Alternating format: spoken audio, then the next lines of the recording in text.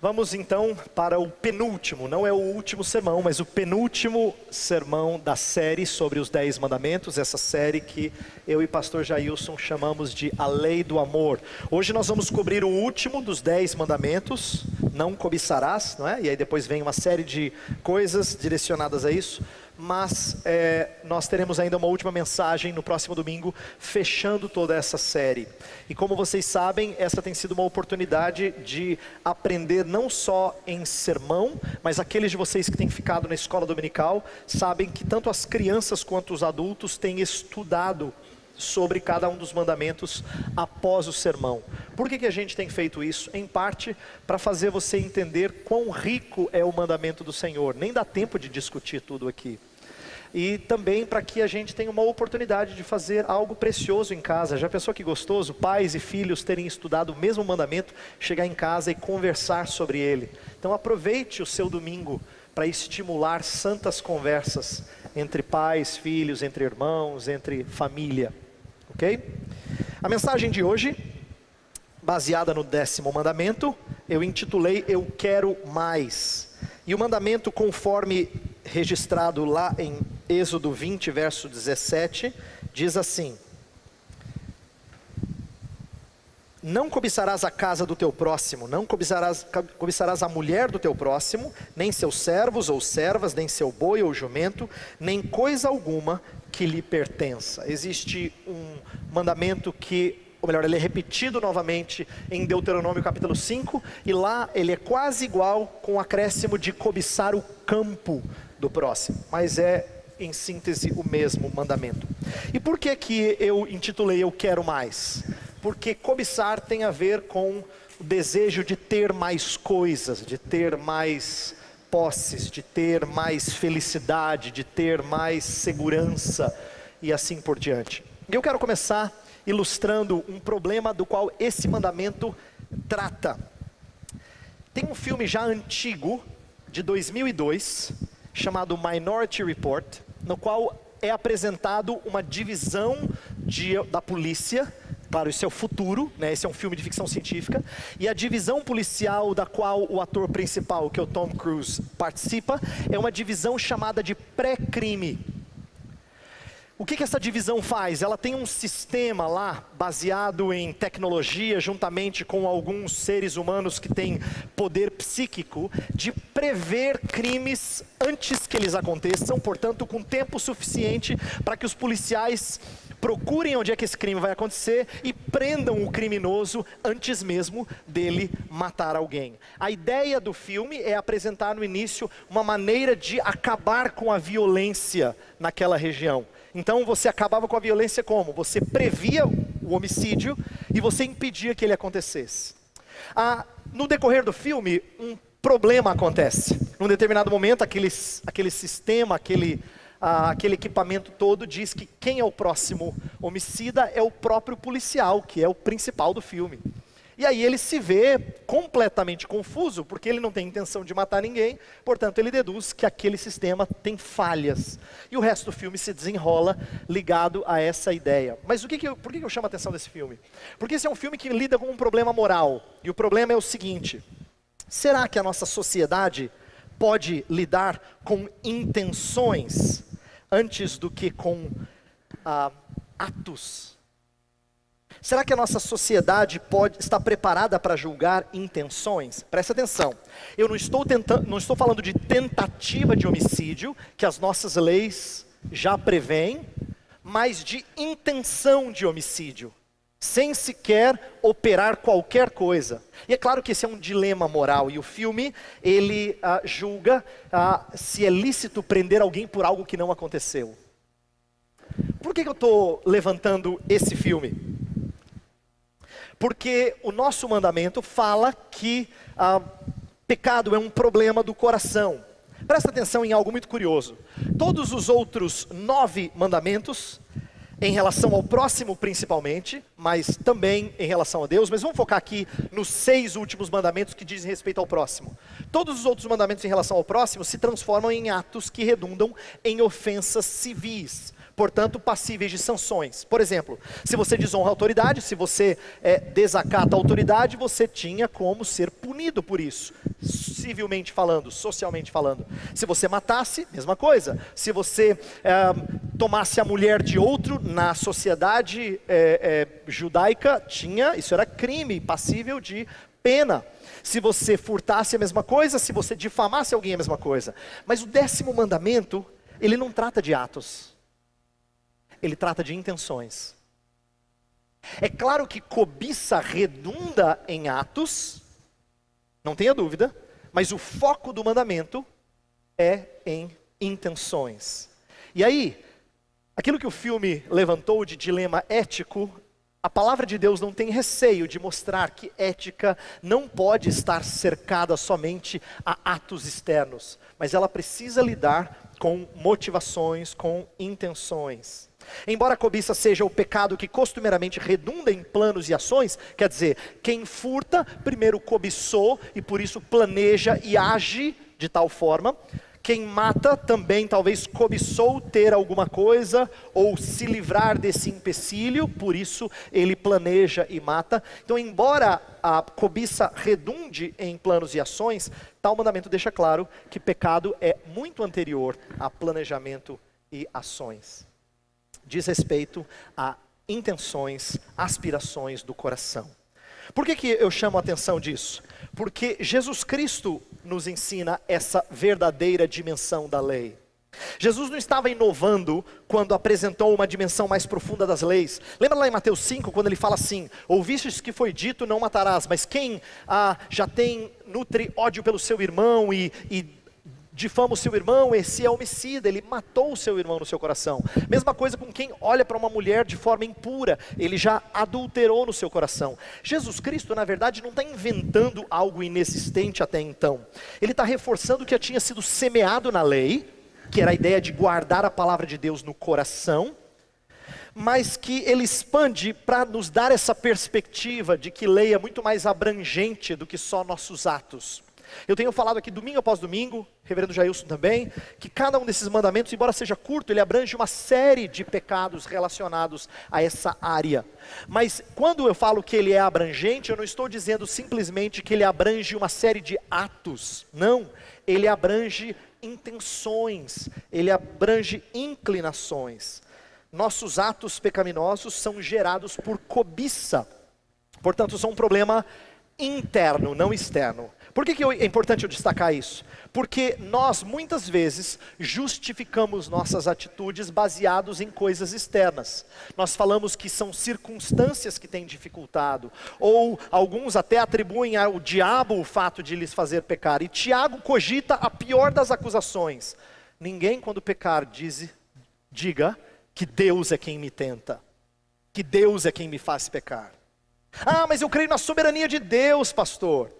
Mas Tiago não permite você atribuir a Deus a culpa do seu pecado. Por quê? Porque pecado é gerado por cobiça. Ele fala que é cobiça que dá a luz a pecado. Pecado diz respeito a um problema interno. Ele não é forçado por nada e ninguém de fora. Agora, eu quero dizer uma coisa muito claramente, que já foi trabalhada na liturgia, mas eu quero dizer com um pouco mais de cuidado agora, que precisa ser lembrado. Esse mandamento, não cobiçarás, está na segunda parte dos 10 mandamentos, portanto ele lida com pecados relacionados ao próximo. No entanto, esses pecados nunca estão completamente dissociados do amor para com Deus. Quem peca com o próximo, sempre em alguma medida transgride a lei do Senhor. Eu explico assim: por detrás dos pecados contra o próximo estão os pecados contra Deus. Porque na verdade todo pecado na sua essência é contra Deus. Lembra quando Davi tomou a mulher de outro, Batseba no caso, tomou a mulher de Urias, depois colocou Urias na frente de batalha para morrer, e trouxe um problema enorme para sua família por causa do julgamento de Deus. Presta atenção, ele pecou contra Batseba, ele pecou contra Urias, ele pecou contra o seu povo e a sua família. Mas quando ele ora, ele fala assim: pequei contra ti somente. Por que Davi fala isso? Porque ele sabe que pecado, em última instância, é contra Deus, é ferir a honra e a lei de Deus. Então, mesmo quando a gente fere o próximo, nós devemos pedidos de perdão, não só ao próximo, mas primeiramente ao nosso Deus. E o pecado de cobiça esclarece isso da seguinte maneira: por detrás da cobiça está o descontentamento, a insatisfação para com Deus e as dádivas que nos deu. É por isso que no breve catecismo que a gente leu, fala que o mandamento exige o pleno contentamento e ele proíbe todo descontentamento com a nossa condição. Por quê? Não tem a ver só com o próximo ser afetado, tem a ver com Deus ser afetado na quebra desse mandamento. Nós estamos dizendo para Deus que aquilo que Deus providenciou não basta. Portanto, eu preciso destacar isso para que a gente compreenda a riqueza desse pecado, a riqueza e a profundidade, a seriedade desse pecado. Ele não é um pecado somente contra o próximo, ele é em primeiro lugar um pecado contra Deus, porque é a nossa declaração de que Deus não nos satisfaz com aquilo que Ele nos dá, e nem com aquilo que Ele é. Descontentamento está na raiz da cobiça. Inclusive, eu fui bem impactado ao reler um capítulo de um livro do pastor John Piper, em que ele apresenta que o primeiro e o 10º mandamentos, na verdade, são dois lados do mesmo problema. Quem não tem outros deuses diante de si, está contente. Mas quem cobiça, tem outro Deus além do Senhor. Quem cobiça busca satisfação em outra coisa que não em ter a Cristo. O primeiro e o 10º mandamento começam e terminam com a mesma ideia. Eles fecham a série, vamos dizer assim, de mandamentos, mostrando que quem tem cobiça tem o seu problema lá no início, lá na raiz, de ter outros deuses além do Senhor. Mas, como é um pecado normalmente atribuído aos pecados contra o próximo, também mostra falta de amor para com o próximo. Claro que mostra falta de amor para com o próximo. Por exemplo, todos nós, em alguma medida, em algum momento, somos pegos não nos alegrando no sucesso alheio. E quando a gente não se alegra no sucesso alheio, nós demonstramos cobiça. Porque descontentamento gera desejo pelo que é do outro. Lembra que eu falei que cobiça não surge no vácuo? Eu falei isso na ordem de culto. Não surge no vácuo porque o Senhor nos coloca lado a lado com outros que têm o que nós gostaríamos de ter, mas que nós não temos. E aqui não pense só em riquezas, porque riquezas são aquelas que normalmente nós achamos que a gente não tem problema. Mas existem outras coisas que nós queremos. Alguns de nós queriam um pouquinho de estabilidade profissional. Alguns de nós gostariam de um pouquinho de segurança nos relacionamentos amorosos. Outros de nós gostariam de um pouquinho mais de certeza de que o seu projeto vai dar certo, ou o seu negócio vai dar certo. Portanto, não importa o que seja, e por mais inofensivo que pareça, nós ambicionamos ter a segurança e a satisfação que outros têm e nós não temos. Por exemplo, quem de nós não fica desapontado quando ouve falar que um colega recebeu aumento, quando na verdade ele está menos tempo na empresa que você? E você se justifica, sabe como? Você fala assim, não é que eu não quero que ele tenha.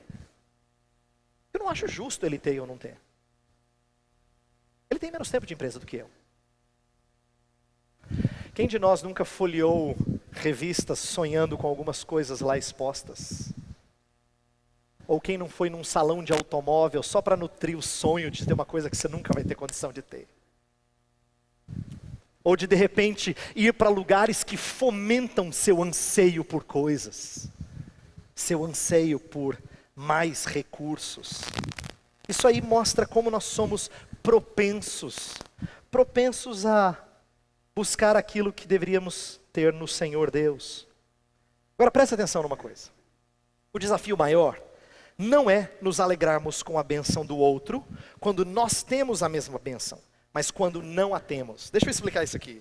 Porque às vezes a gente tem a impressão de que a gente é grato a Deus, que a gente se alegra com o sucesso do outro. Por exemplo, você é convidado para um aniversário, aí você vai e você fala assim, sabe, eu gostaria de me alegrar com os que se alegram. A Bíblia fala disso, viu, pastor? Por isso que eu estou aqui. Eu me alegro com os que se alegram. Mas sabe por que você se alegra? Porque você tem também vida. É por isso que você celebra a vida. Agora é muito difícil ir num chá de bebê depois que você perdeu uma criança pela terceira vez.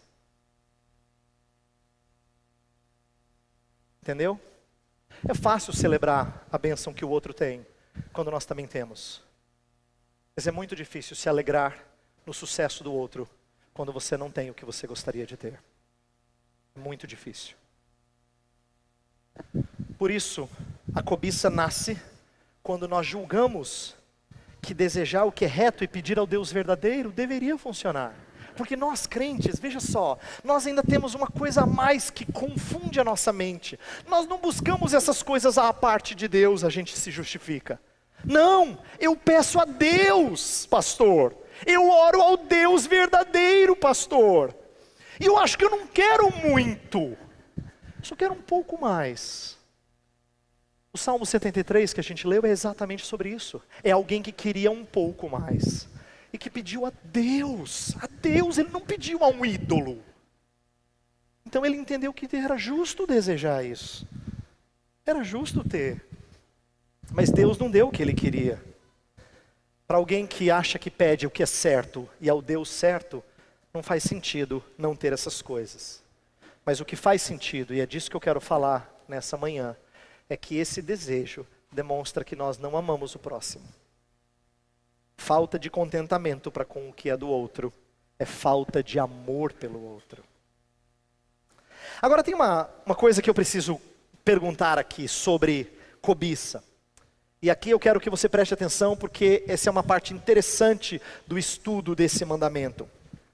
No hebraico, a palavra usada para não cobiçarás, o verbo usado, e no grego, quando o Antigo Testamento é traduzido para o grego na chamada Septuaginta, tanto a palavra no hebraico quanto a palavra no grego, elas podem ser traduzidas por cobiça, que a gente já julga que é errado, é pecaminoso, e por desejo, que não é em si pecaminoso. Tanto é que essas duas palavras no Antigo Testamento e no Novo Testamento, a palavra grega no caso no Novo Testamento, elas são usadas tanto para desejos maus, quanto para desejos bons. Então, olha que interessante, seria mais ou menos o seguinte: se a gente mudasse o mandamento e colocasse como algo mais difícil de discernir, é assim: não desejarás o que você não tem. Cobiçar sim é pecaminoso, mas desejar não parece tão ruim. Mas ele está usando uma mesma palavra que é usada muitas vezes para coisas que são santas. O que isso nos ensina? Dentre outras coisas, que o problema não é a habilidade de desejar. Desejar em si não é o pecado. A habilidade de desejar em si não é o pecado. Mas é em que você deseja, muitas vezes é ilícito. E como você deseja, muitas vezes com ansiedade e com mais intensidade do que deveria desejar. David Powlison fala que o mal de nossos desejos pode não estar naquilo que queremos, mas no fato de querermos aquilo em demasia. A gente quer demais e vira o alvo da nossa felicidade, da nossa alegria. Por isso que quando o texto fala não cobiçarás e lista algumas coisas, ele está tentando mostrar que todo e qualquer desejo por alguma coisa que você não tem e outro tem, mostra um problema mais profundo. Presta atenção. Ainda que desejos, os impulsos do coração, não sejam transformados em intenções, que é quando a vontade ela assente, ela diz, vou atrás. Ainda assim, isso revela o nosso pecado original, isto é, o fato de nós sermos pecadores no nosso íntimo. O que eu estou querendo dizer? Eu vou explicar. Quando você tem desejos, ainda que você não diga assim, pois eu vou atrás disso, vou buscar essas coisas, que aí fica mais claro que o seu coração cobiçoso está fazendo planos para obter coisas que você não tem, ainda que você não faça planos, ainda que você não haja em prol dessas coisas, só o fato de nós termos essas aspirações mostram que tem algo profundamente errado no nosso interior. Eles revelam um coração insatisfeito, um coração que ama mais as coisas do que a Deus, um coração que não ama o próximo.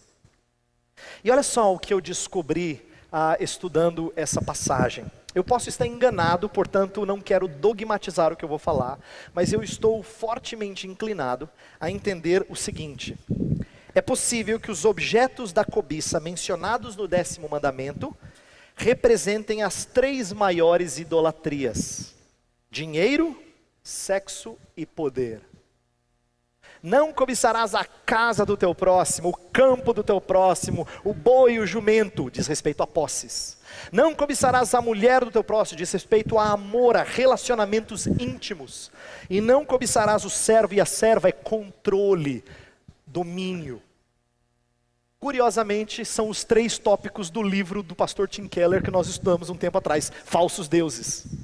De como dinheiro, sexo e amor são as 3 coisas que o ser humano mais procura para trazer esperança, de alegria, segurança e sentido na vida. Que são coisas que só Deus pode prover. Agora, olha que curioso isso. A desejar essas coisas e pedir que elas sejam a sua alegria, a sua segurança, que tragam sentido à sua vida, é idolatrar, é não almejar o Senhor. Mas o que eu descobri que foi muito interessante para mim essa semana, é que a palavra desejo é usada nas mesmas categorias para coisas santas e para coisas boas. Presta atenção, o Salmo 19:10 fala assim: Senhor, a tua palavra é mais desejável do que ouro. Ele não está falando que desejo por dinheiro é ruim. Ele está dizendo, eu almejo as riquezas da tua palavra mais do que o ouro. No entanto, Deuteronômio 7:25 fala daquele que almeja as riquezas, o ouro, a prata dos povos cananeus. E Deus pediu que o povo entrasse na terra e não almejasse essas coisas. Então veja, o mesmo desejo por dinheiro, ora é santo, ora é mau. Mesma coisa quando a gente fala de intimidade, de amor íntimo. Em Cantares 2, verso 3, fala que o amado deseja a sua amada. Ele almeja por ela. Esse é santo. Esse é celebrado nas Escrituras, esse desejo. No entanto, o Provérbios 6 fala do desejo pela mulher adúltera, que é um desejo pelas mesmas coisas, mas com objeto ilícito. E o mesmo dito acerca de poder. Olha que interessante. Em Gênesis 2:9, fala que a árvore da vida, ela era algo que deveria ser desejado. Olha só, Gênesis 2:9 fala assim: então o Senhor Deus fez nascer do solo todo tipo de árvores. E no meio do jardim estava a árvore da vida e a árvore do conhecimento do bem e do mal. E são árvores agradáveis aos olhos.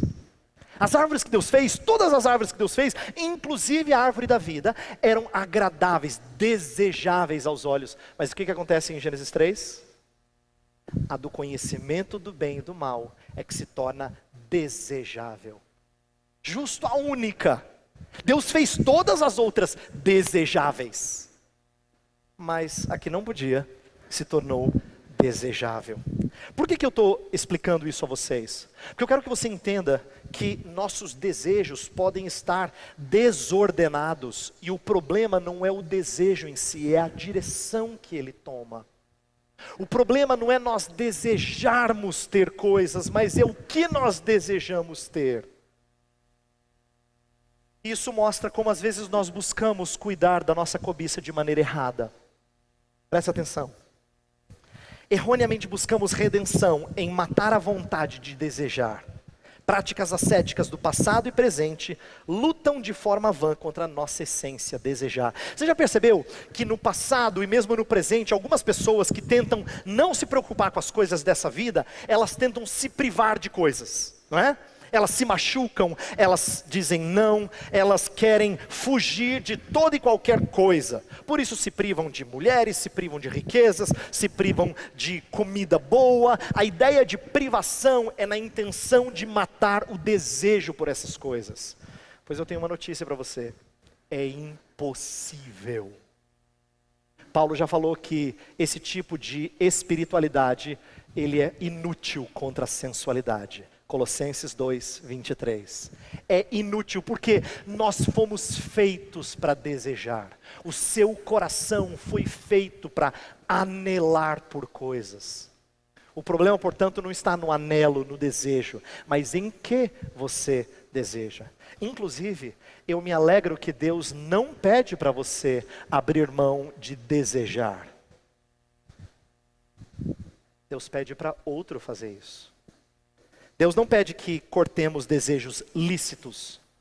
O único de quem Deus exigiu que desejos lícitos fossem cortados é o Salvador Jesus Cristo. Ele abre mão de desejos como de comer. Satanás chega para ele, o incita a transformar pedra em pão, mas é vontade do Pai que ele abra mão do que é lícito para a nossa redenção.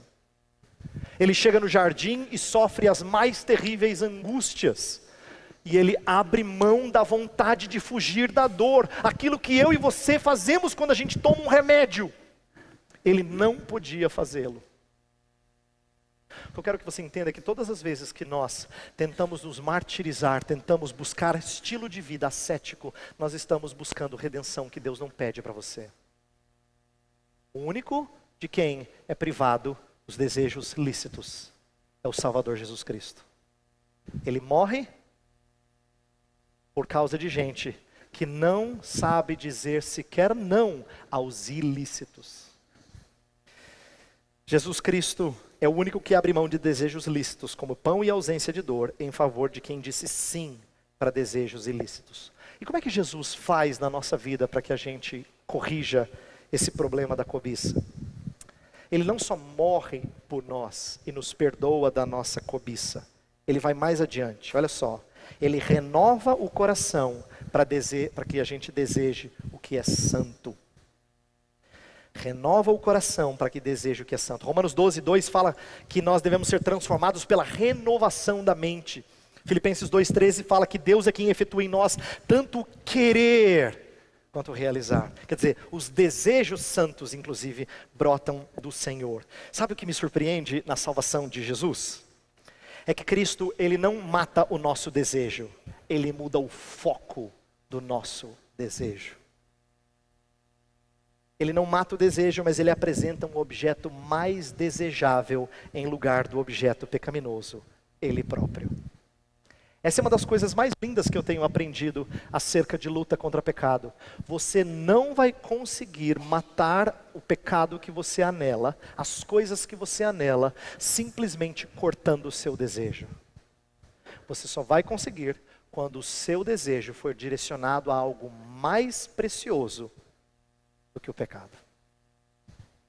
Você só consegue vencer as coisas que eu e você buscamos quando nós passamos a desejar mais aquilo que é santo, o próprio Deus.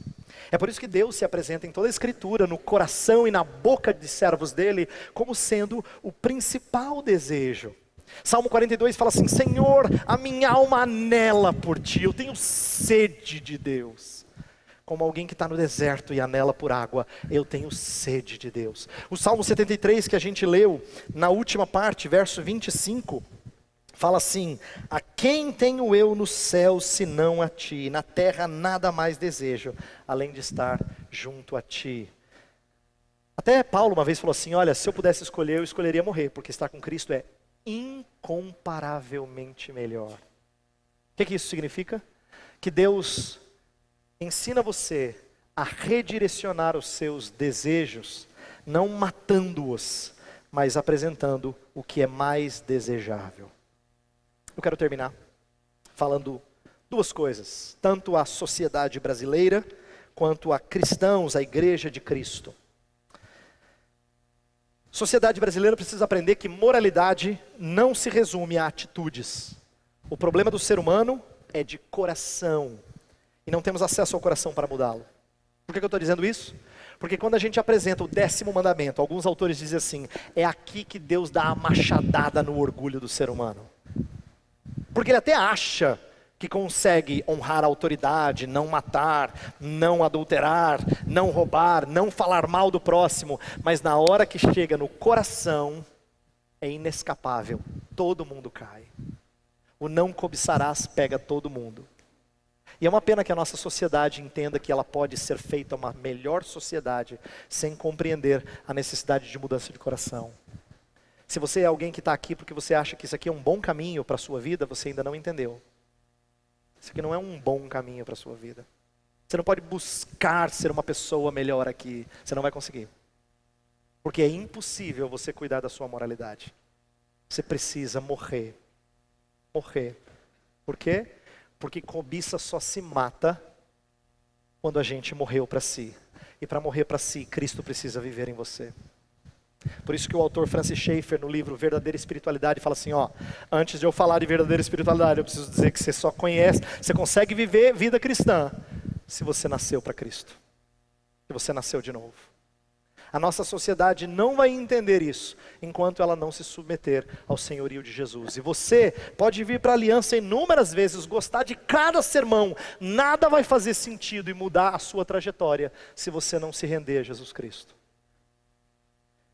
E para aqueles que já conhecem a Cristo, eu anseio, e nós vamos falar sobre isso na aula, conhecer o segredo do contentamento. Paulo fala assim, eu aprendi o segredo de viver contente em toda e qualquer situação. Esse é um segredo que nós precisamos contar um para o outro, estimular um ao outro. A crença no Deus como a alegria que nos basta. A crença em Deus como a alegria que nos basta. Eu estou dizendo isso porque o Salmo 16 fala assim, Senhor, a tua destra há delícias perpetuamente. Eu espero que nossa igreja seja marcada por pessoas que têm aprendido a lutar contra a cobiça, porque morreram para si, viveram para Deus, e agora tem o Senhor como a sua maior alegria. É por isso que nós colocamos, para terminar esse culto, um cântico que fala de um desejo que a gente tem. Senhor, se o Senhor olhar para o meu coração, eu não anelo coisas santas. Infelizmente eu não anelo coisas santas. O meu coração ele é mau, ele deseja alegria, segurança, sentido para a vida em outras coisas que não o Senhor. Eu queria ser parecido com Jesus. Jesus é que tinha a vontade do seu Pai como seu maior desejo. Nós vamos ficar em pé e cantar, dá-me um coração igual ao teu.